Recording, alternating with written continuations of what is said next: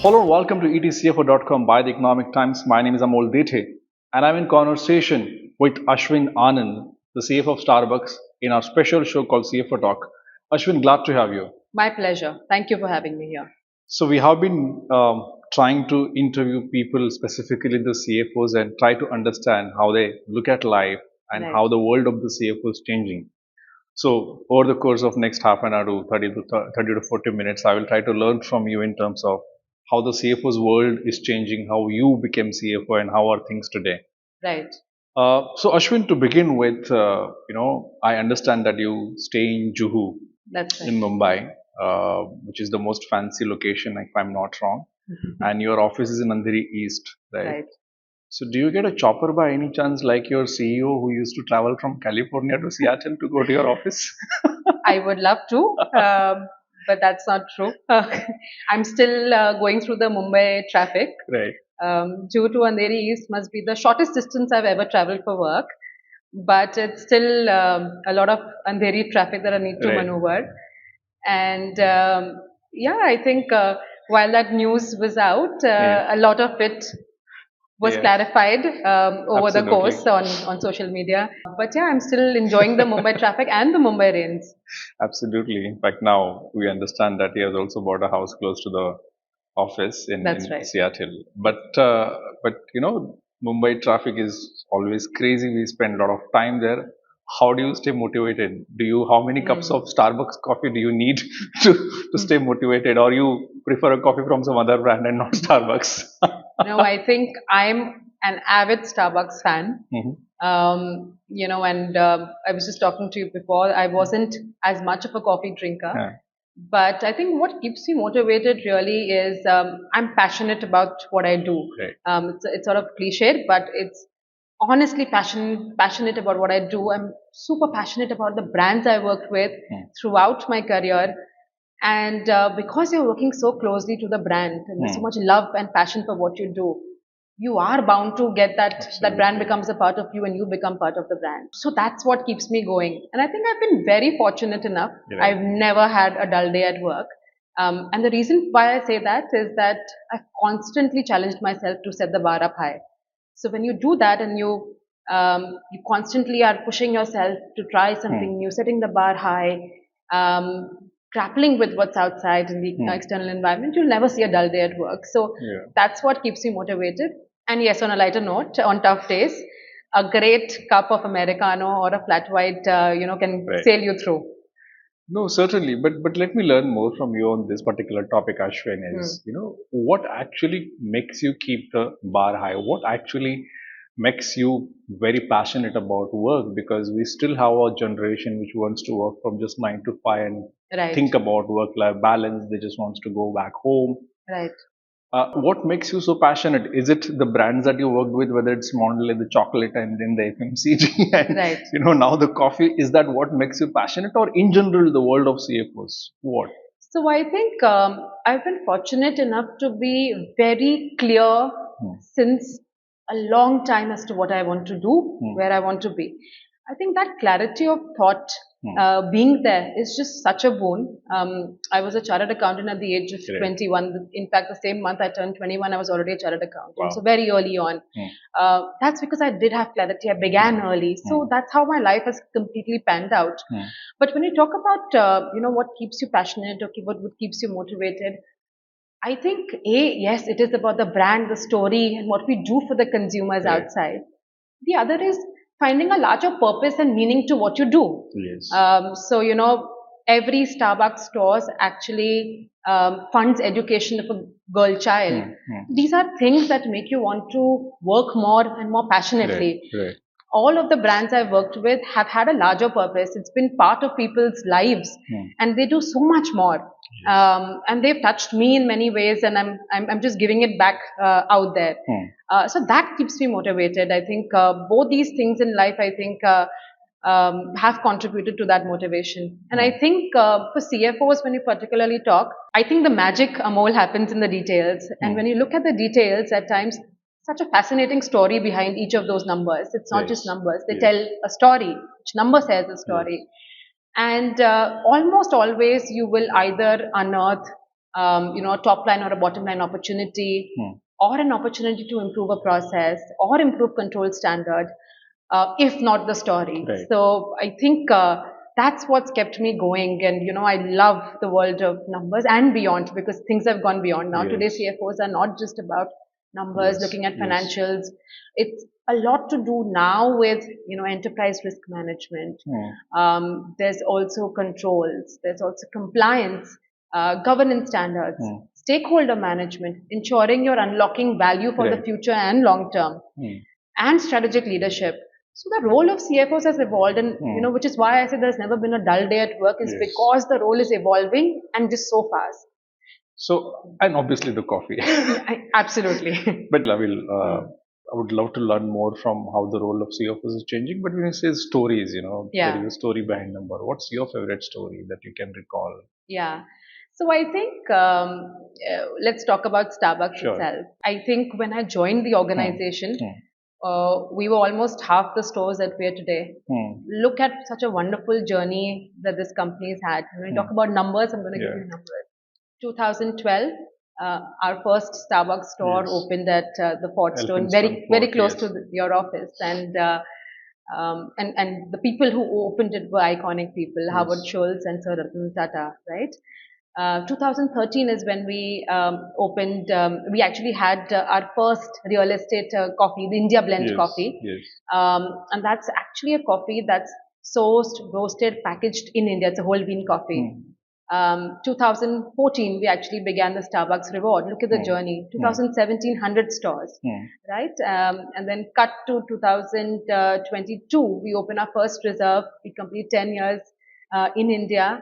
We were almost, I think, around 280-ish stores at that point in time. And cut to today, we are almost now touching 500 stores, 80 cities. There's so much with these numbers per se, and the story behind it as to how each of these numbers panned out. There's been so much effort and back-end work that's gone through with people who've been part of this journey, right? So these are numbers, and the story behind the numbers, you go to the Coorg or the Chikmagalur coffee estate, and you'll see how coffee is created. It's not an easy process. It takes years for one coffee bean to survive and reach your coffee cup, right? So that story is, for me, the largest story that actually motivates me. The kind of hard work that farmers put to have that one bean come to your coffee cup is like a lot of hard work, to be honest. Agree. Sometimes we just underestimate the process and where it is coming from. We just, pay and put those beans in our coffee and, we enjoy it. Correct. But I think we should appreciate the hard work of those farmers for sure. So, congratulations on those 500 numbers of the Starbucks in India. Tell me, what did you learn specifically about the Indian consumers? And why I am asking you this question is because now there are so many coffee chains which were not there then. There was only one before you entered the market. And I still remember I was a TV journalist then. And since 2011, there was a hangama that Starbucks is going to come to India. And the global management of Starbucks came. The Tata management was there. The conference was there in Taj Hotel. And every journalist, every editor asked one question to the management. India is a price sensitive market. Starbucks is an expensive coffee. How will you deal with it? So what did you learn about Indian market, specifically about price sensitivity, specifically about their coffee experience and, in terms of business as well? Right. So I'll come to the price point later. I think first and foremost, I think Starbucks has been instrumental in ensuring that coffee culture in India. Look at the statistics, right? Coffee penetration in India is sub 20%, while tea is 95%. So we've been a tea drinking nation per se, right? And let's say the West gets its caffeine kick from coffee, and that's how they've been brought up, right? There's also multiple occasions where they have coffee, whether it's at home when you get up, then you go to on the way to work, at work, come back, etc. In India, because of this tea drinking culture, coffee is still picking up, but it is changing and rapidly. Especially when you talk about the younger consumers, they're loving coffee vis-a-vis tea, right? And today we have a lot of variety in our stores for every kind of consumer, because while I said we've been instrumental in creating the coffee culture, that's also because of the count and the cities of presence that we have. But today, for a customer who's entering the category, there is a price point for a classic hot and a classic cold coffee, which is sub 200 in hot and slightly above 200 in cold. So that price point is now available, right? And then there is a variety beyond that. There's a full laddering that happens after that. But there is now that entire price point starting from sub 200 and then going all the way up. And for all kind of consumers. So you look at the Gen Zs, they love cold brews. They've taken to refreshers, and we have a lot of refreshers coming in. They love color in their coffee. So that entire piece, the entire gamut is now changing completely. And to get the consumer in, generating trials, and then upgrading him. And we followed the cues of what the consumer has said, whether it's the price point or the taste. Last year we did launch the classic coffee, which I spoke about right now, which is built with the intent of India for India. And it's not necessarily all an international kind of feeling, right? So we've done that as well. And when you speak of the consumer, we've also ensured we are where the consumer is in the digital landscape. Absolutely. So we're following the cues of the consumer, and so the product innovation and price point, etc., has moved in that direction as well. Okay. So the Indian consumers have also changed accordingly now. Absolutely, and we have also, right? The price points have now, there is a lot of variety in the price points. There's a lot of variety in taste. Food has been revamped. There's so much innovation happening in food as well. Yeah, certainly. So now let me talk about finance, which is your integral part of your desk. So how many liters of coffees, how many sandwiches, how many smoothies are required to make you profitable? Right. I wish I had a standard answer because that would solve my FP&A team's life to a significant extent.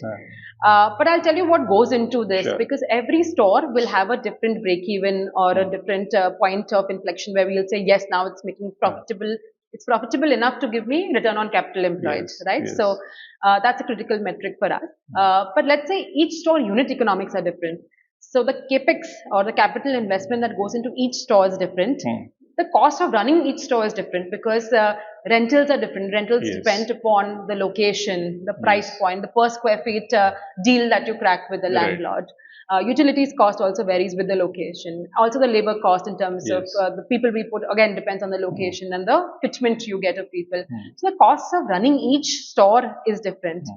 And on the other side, when you look at COGS as well, in fact, the cost of goods sold, the product mix at each store is different.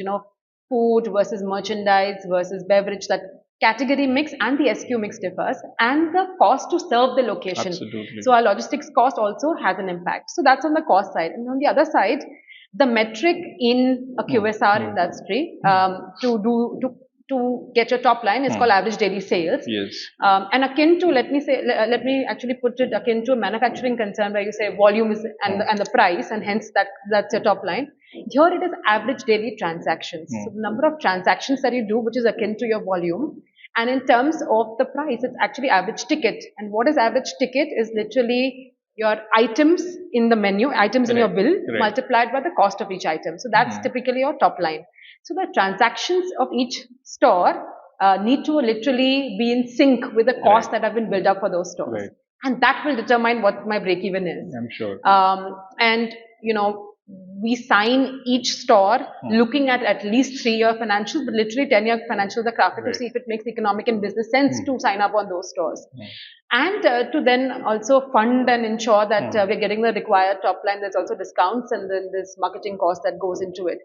So like I said, I wish I could give you how many cups and how many sandwiches, but it's different for each store. Yes. But, like you said, real estate has been one of the crucial factor and has become an integral factor for all the businesses specifically operating in FMCG retail or the hotel space, because they eat up a lot of margins or whatever. A major chunk of the revenue goes there. How do you deal with that point? Do you, when you open a new shop, new outlet, I'm sure you will have your own research and perhaps a plan for 3 years that you said, but how do you actually look at the real estate? Because that is where you're paying the most, if I'm not wrong. Yes. I think, Amol, one of the unique things about India vis-a-vis other markets is the real estate. And you'll find the other markets across the world having a better ratio there. But I think the critical aspect from a finance standpoint is the rent to revenue ratio. If you can crack that, it's great. So I think when you're saying how do you look at it, I think See, which is why we build these financials top down and then bottoms up on the cost side to ensure that it makes financial sense for us. Um, because real estate, if it's giving you the kind of transactions that you have envisioned, then it's great. Those will give you returns. If it's not going to do that, it's about then making a decision of whether will it give in future or not. And we have set financial guardrails on each of the metrics. So we don't sign off on a property until those financial guardrails are met, whether it's on return on capital employed, it's on IRR, it's on the top line, and it's on the basic profitability. So until we don't crack that, we don't proceed with the property, and it's very, very harsh guardrails, and every store has got to meet those. Sure. And rental, yes, you said it's a very critical aspect of that, because in India rentals are very, very high compared to other markets. So that's how we go about it. From a CFO's point of view, when you look at the balance sheets, the stores, and everything on your dashboard, what's the major pain point that you see specifically from a CFO's lens, but in terms of the cost, the revenue, the pressure, the margins? Where do you see the major challenge? So, see, challenge will lie in almost a lot of places. What is top on the list? But I think if I were to talk about two challenges that when I'm reviewing and things like that, one is, of course, the macroeconomics, and that's changing things versus what you would have planned when you went out. Because, when we plan and make our targets for the year, it's not just top level at the company level, it's at a store level. So every single store has a target of its own, top to bottom, full P&L is crafted completely. What changes is multiple factors, of course. So one is the macroeconomics that have played a role. So, whether it's about inflation or, interest rate volatility or the macroeconomic stability, that's had a top-down impact on some of the cost line items, and of course the top line as well, in terms of how the consumer has panned out. And vice versa. There'll be also occasions when it has helped, and you've seen a lot of revenge eating out post-COVID. So, both ways, right? So one of the challenges is the agility to quickly maneuver and forecast and reforecast, right? Because at the end of the day, you've got to still give a position as to how and where you're heading.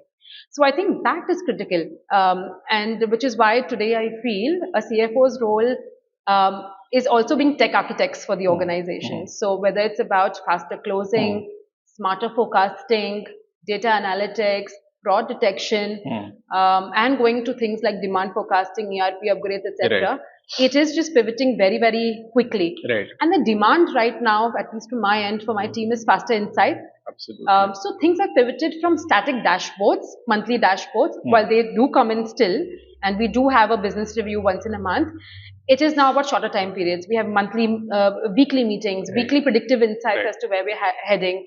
We have business partners in our finance team which work very closely with each function and give, weekly or mid-month analysis back to the business team so that we can pivot. Because only when you can influence the business is where finance is adding value. So that's what we're working on. And for me, that is actually finance bringing value to the table, is when you're able to pivot and influence the business before you're closing the books for the month. Extremely relevant and noted your points. Before I go and maybe specifically talk about CFO, one more question is, though you started and you mentioned that coffee culture was developed with Starbucks, in the last 3 to 5 years, we have seen number of coffee chains. Right. And they're directly competing, at least location wise. Right. I think the one good thing is people love their taste of coffee and they will go for it no matter what. But the location competition is huge. Wherever you see Starbucks, you will see Third Wave Coffee or the Blue Tokai or maybe Theobroma is just beside that. Right. And somebody will have an upper hand, right? Do you see that as a competition? So I think there are two ways to look at competition. One is in the short term, of course, there's some pain, right? Because initially, if you're there, then the others come around too. There will, of course, be some transactions that they will also, of course, take away. But I think we've learned as to how to maneuver that. But B is, I think, while there is short-term pain point, I think it's helping develop the category. So I don't look at competition as being negative. I think it's a positive outlook because there is so much headroom. Like I said, penetration is still 20%. So you look at the other way, saying there's so much more headroom to go to. And I think everyone's helping develop that for us. And I don't look at it as negative. I actually look at it in a very positive way, saying that, the development of the category is being helped by so many, and we know our brand strength, right? So there's less to worry in the medium Yes, to long yes. term. But yes, in the short term, there could be some pain points. Yeah. Sure, noted your points. Now let me just shift your focus specifically about the world of the CFOs. Right. So Ashwin, when I speak to the CFOs today, they are worried. Uh, Worried not about their role as such, but adding so many different layers of jobs, Yes. to what they are doing now, Yes. and shift from the management itself, different KRA, different KPIs for the CFOs. So, how do you see the whole role of CFOs evolving today? Do you see the expectations are completely different than what they were from the CFO, specifically when we look at the boards and the management and the shareholders? Yes. So simple answer to it is yes. I think there's a profound transformation that's happening Right. in the role of CFOs. And I'll not talk about what traditional and what you see normally and what it was historically. So I think 2 or 3 points here. I think the largest ask from the board Right. or from the role itself is become of strategic leadership. The second I touched upon, which is tech architects. Yeah. The third, I think, is also culture champions, according to me.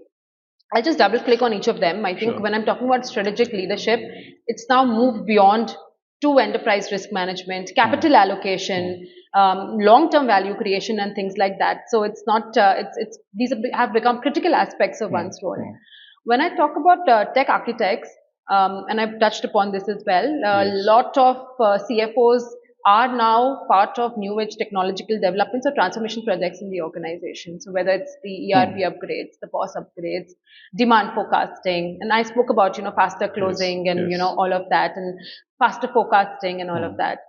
Um, so I think technology and the role of finance and technology is just very, very rapidly becoming synchronized. And that I think there's a lot of value to be added there simply because from a finance lens, I think, it's like the third eye for the organization. You have a pan view of what the organization looks like, and you're the best judge to say what kind of technological investments must go. Not always backed by data. Sometimes it's also a little bit of gut, but that's where experience kicks in. But I think finance leaders as tech architects is something that's very, very powerful at this point in time. So, at Tatas Starbucks also we have a lot of digital initiatives which is being led by the CFO's office. The third one I spoke about culture champions, and that's a topic very close to my heart. And why I say that is for two reasons. Right. One is the way we are hiring as CFOs is changing because you're asking for some sort of digital fluency today from your hires. Yes. And B, on the softer aspects, things like storytelling, right? Things like collaboration are just given. That's basic, and that's what we're looking at from our teams as well. On the other side, on the leadership side, I think CFOs are now pivoting significantly. And I've seen that for myself and I've seen that for a lot of my peers as well. It's moving from hierarchical control to a lot being empowerment focused, right? And the models are also changing. There are inclusive models which actually champion adaptability and innovation. Absolutely. We're not penalizing teams for failing, right?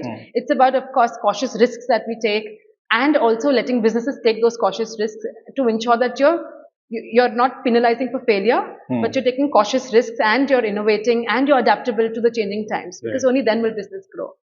So I think that culture championship is, I think, a very critical aspect of CFO's role as well today, apart from strategic leaders and apart leadership and apart from the tech architects. Okay. So priorities are completely changed now. It is, it is. So a lot of time goes into strategy now, vis-a-vis, while of course accounting, taxation remains core part of what a finance leader does. But a lot of investment in strategy in terms of, pricing decisions, in terms of innovation, in terms of, literally figuring out where to invest monies in terms of the technical aspects and all of that. A lot of time and investment. So if I were to say breakdown in terms of percentage, a decade back, maybe accounting controlling would still be 60, 70%, 80% of a CFO's role. I think now it's pivoting to a lot more. I would say it's reversed, roles have reversed. Almost 50, 60% of the time is towards strategy, towards all of this. Being tech architects, being, strategic leaders. And, while there's still a lot of time and energy that needs to still go in accounting, controlling, taxation, treasury, but it's pivoting. Like I said, it's now role reversal in terms of 60-40 going towards the strategic part and the other part being 40. Yeah. Noted. I mean, we do see transformation with the CFO's role, but a lot has to do with the tech as well because Yes, tech is automating a couple of things. That's that's right. also perhaps one of the reason. So, if I specifically ask from tech's perspective, because uh, AI is the flavor of the season, Yes. AI, ChatGPT, and everything, and Gen AI, Mm. and everyone says that AI will automate this, ChatGPT will automate that, NVIDIA will do this, and this is what is the future because everything will be automated. Right. What part of your role, you are as in the CFO's role, not just at Starbucks, but otherwise, you think will be automated, and what will remain going ahead? Have you? I'm sure you must Right. have done some study over there. Right. So, see, the initial, if any investment, of course, you've got to be cautious about investment. And I think one of the key things that one must understand is that transformation is not always about technology, because technology is not a replacement to key critical processes. I think that's to be established first, because a lot of people think that technology has to come in and that's going to be a solution to all my problems. The answer is no. You Yes. have to ensure your processes are robust. Yes. Because technology in itself is not going to do anything. It's what happens around it that is going to, of course, play a very important role. But having said that, I think there's already a lot of transformation that's happening on the finance side in QSR. Basic is, everyone's got the right ERP that I'm sure of. BI is what everyone's using in terms of ensuring that you get data on a click of a button, you can take faster decisions. So business intelligence and the data lake, of course, are very robust parts of our tech, finance tech. The other piece is that on the tech side of finance transformation, when I talk about the industry, is that the first area of investment largely is going into accounts receivable reconciliations because of the volume that's sitting over there. Right. And the ask is literally ensuring they reconcile everything on the go at a transaction level. On the procure to pay side, a lot of tech in terms of the three-way match that's happening, the OCR engine that's happening. So those are basic. Again, on the fixed assets side, in terms of the integration to FAR, the RFID tags and stuff like that. So there's a lots that's possible. Again, everything needs to be backed by ROI. If that makes sense, please go ahead and do it. Right. But it has to be backed by ROI, and you need to know when your return is going to come. So that point of inflection as to when to do technology and when to keep doing the process manual is the most trickiest. Is actually the trickiest thing and part of my role to ensure that you're not investing ahead of the curve. Yes. Because when there's X amount of investment and that investment is limited, right? And whether to invest on the consumer end or at the back end, there's always a debate on that side. So you've got to be cautious. There has to be ROI linked. And of course, where it's necessary, basis, like I said, sometimes it's not about ROI, it's also about gut feel, where things are going in terms of technology being, you'll be left behind if you don't join the bandwagon in a way. So you've got to keep all of these things in mind before you make that decision for yourself and for the organization. Yeah. But again, you're a CFO and ROI is your Correct. national anthem. You can say that. So, Yeah. so I don't have a direct question, but if I put maybe two, three thoughts together here and then you can take it from that. So when you as a CFO will always look at ROI, which is absolutely Sure. fair. Second part is we are using enough technology already, Right. whether it's AI or cloud and so many things, and trying to make our work quite efficient. Right. Third part is despite doing all this work and despite embracing enough technologies, and we say that we are efficient, but we are not because it's not translating into the PAT and Absolutely. ROI Absolutely. or whatever it is. What is missing? Because we're already using a lot of technology. We are already quite automated a lot of functions, Right. but still struggling with those even 2 basis points, 3 basis points of Right. margin. So Right. what is the overall perspective? I mean, what is the overall story missing here? I think the richness of data and data accuracy is one of the key issues you hear all CFOs saying. So while tech is doing, and maybe even basic tech like business intelligence gives you a lot of data, the critical part is richness of data and the data accuracy. So a lot of time, need not go and massaging that data after it's coming out of a system. A system has to throw up data, and you're just reading that data and then interpreting and making decisions ASAP. Today, that's not the case. There's data. There's a layer of in the middle which actually pivots that data and puts it in a form where the CFO can read it and make decisions. that layer needs to bridge completely. There has to be the tech and then the CFO directly and then making decisions with it. That right now has not been bridged. So I think there's some journey. Of course, when anything new comes in, there is a journey to it, and we believe that journey will crack it, in some time. But I think it is the right way to go. But I think it will be a gradual journey. I think the expectation of things happening very quickly needs to be a little bit monitored, because that's not the case. It needs to be, it'll take its own due course, is the way I see it. Sure. We are coming close now, almost. Maybe last couple of quick questions. But before that, one important question specifically about the Tata Group, and then we'll go into the quick questions. So obviously, the largest conglomerate, one of the most premier group of India. You have been working with them since really long, and you also worked with other global brands, worked international, worked in international market. How was your experience working with Tatas? So it's very similar. They operate like MNCs. In fact, what stands out for the group per se, and with my experience, is the culture. The culture is so seamless. It's so empowerment focused, and the entire giving back to the society piece just comes out very, very beautifully. And you feel there's a larger purpose to what you're doing when you're working with the Tata Group, because there's so many initiatives that go behind improving and giving back to the society. That's part of what we do in our day to day.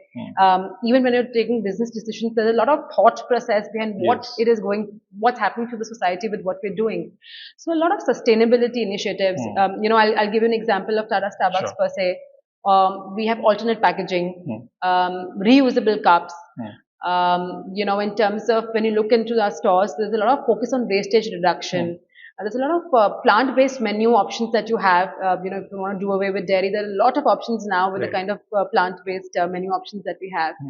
There's a lot of thought process within the store on giving awareness and information about sustainability. So you'll see that awareness being driven through our partners. We call our baristas partners, and then to the consumers. And I think the entire value chain, Amol, it's not just about what you're doing, but the people you're partnering with in terms of vendors, etc., whether it's your logistics vendors, manufacturing vendors, any sort of vendors, and what their ethos seems like. So the entire value chain in that sense is very purpose-led. So that I feel is such a beautiful aspect of working for a company and conglomerate like this. Certainly, notable points, Ashwin. Let me just go through very, very quick questions. Maybe we can make it as brief, as short as possible. You have been working since a long time now, worked with largest groups. You are a CEO already. The biggest lesson that you ever learned by now? Right. I think the power of your industry network and peers is something that's very, very critical according to me. And I'll keep it short and crisp. Is because if you're faced with any challenge, 3 on 5 times somebody in the industry would have faced a similar challenge. And vice versa, 2 on 5 times it's a new challenge, and then they kind of learn from you. So it's a two-way street. But what you're trying to do here is not reinventing the wheel, but reiterating the wheel to fit your challenges and help your organization move through that faster, right? So I think that for me has been a very powerful lesson. Certainly. How fast do you take decisions, and what makes you take decisions? Yeah, so I think decisions, I am a quick decision maker. You'll hear that from my team as well. I think decisions are largely data based, but they are backed up by a very deep business understanding, because today a CFO cannot independently sit in the cabin and take those decisions. You've got to wear different hats. So you need to wear a business hat, think about what the market landscape looks like, what the operating landscape looks like. Your business operations need to be known in a lot of detail. And also what the financial landscape looks like, and what are the critical business levers. Once you have that, then it's easier to take decisions.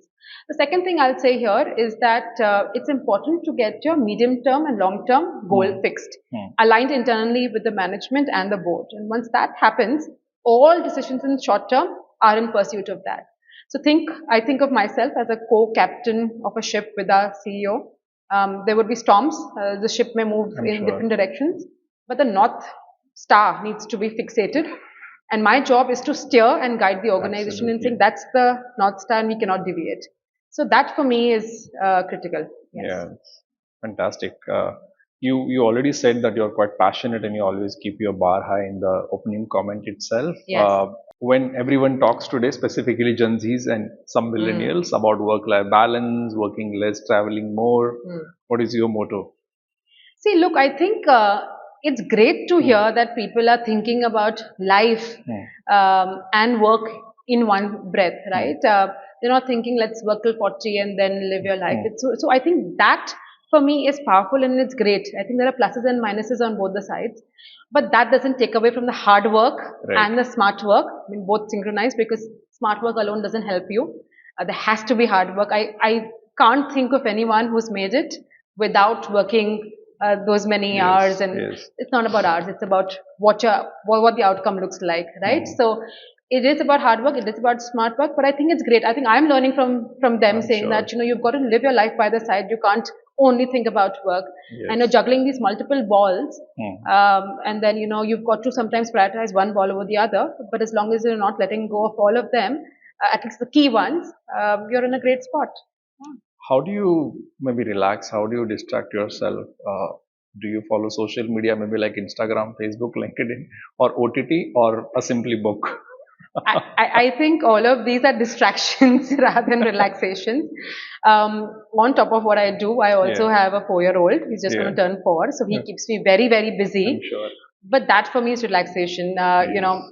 Reading books out to him. Ensuring I'm leading him in the right direction in terms of ensuring he's one with whether it's some sort of prayer, etc. So I'm ensuring he's grounded and building those roots for him. But having said that, I think my key time for myself is largely either going to the gym, keeping myself fit, ensuring I go for a swim sometimes, or read a book.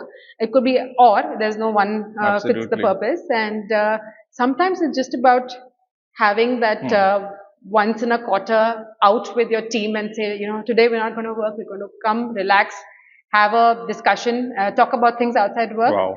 I think that's critical. So we have, finance town halls. We leverage that to do things beyond. It starts with work and then pivots towards a fun, space in the finance town hall. We ended with a lunch session where we all talk out and discuss things beyond work. I think that itself is relaxing. And last and final question, we understood that you like Starbucks coffee, you like Americano. How many liters of coffee do you drink? And more importantly, if my audience, me and my team and everyone wants to have some discounts and free coupons, what should we do? I'll answer the latter. You need to accompany me because, as partners, we get some discounts, but you can be a Starbucks reward member yourself. Sure. Earn exclusive offerings and personalized benefits by yourself. Absolutely. But in terms of how many coffees a day, actually it depends. On peaceful days, it's 1 cup of Americano. On tough days, and let's say when it's a lot of decisions in this, the day extends to beyond X number of hours, it could go to 2, 3, and then I could also pivot to a flat white when it's getting a little too tough. So just about keeping yourself happy, but I limit my intake. I mean, all of this was on a lighter note, but I think not beyond 1 to 2 cups. But it's also about how much your body can take. Absolutely. On tough days it goes up to 3, 4. But No, sure. So let there be coffee. Let there be more coffee and sandwiches, and let the culture of coffee, develop in India. Let you blossom well and your balance sheet as well. Thank you so much, Ashween, for sharing all those meaningful thoughts, perspectives, and I think realistic stories with us in this particular show called CFO Talk. Thank you so much. Thanks, Amol. It was a pleasure being here and talking to you. Thank you. And thank you so much for watching CFO Talk on Economic Times. It is CFO.com. Stay tuned, stay connected. Thank you.